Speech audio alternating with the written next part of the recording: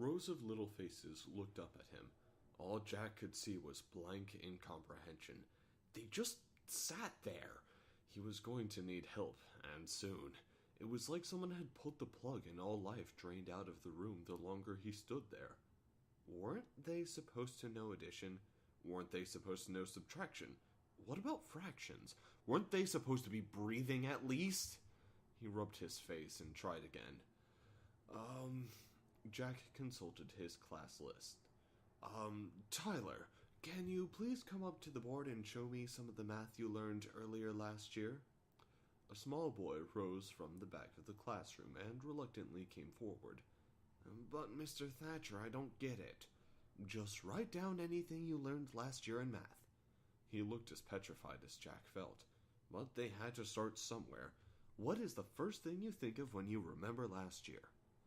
Hesitantly, he began to write. Miss Murphy slowly appeared. Is this right? Jack had to smile. Great answer. Now, what did Miss Murphy teach you? She didn't teach us anything. She played games. The moms came in and gave us tests in the hall. So what kind of games did she play? Tyler looked back at Jack with big eyes and remained mute. Okay, go back to your seat. Anyone, what kind of games did you play last year? One hand shot up. Amanda, is it? What games did you play? Tangles. It was a big game that we played in the middle of the floor. There were pieces and we each got one. When it was your turn, you put the pieces in. The game was over when no more pieces fit. Okay, I'm lost. I'll have to ask Miss Murphy later. Could you draw it on the board for me? Anything to fill up time. Wait, I've got a better idea.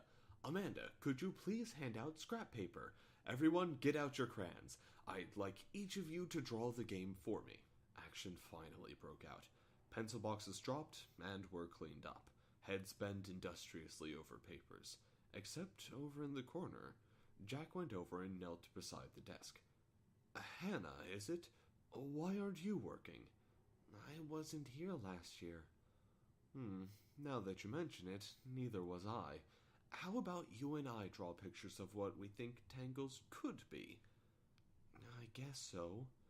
Elizabeth poked her head into the classroom. Thank goodness it hadn't have been 10 minutes earlier, or Jack's experience would have been on grand display. She beckoned him to the door. Your class looks good. How are you doing? It's so much harder than I thought it would be. They just keep looking at me as if I know the answers.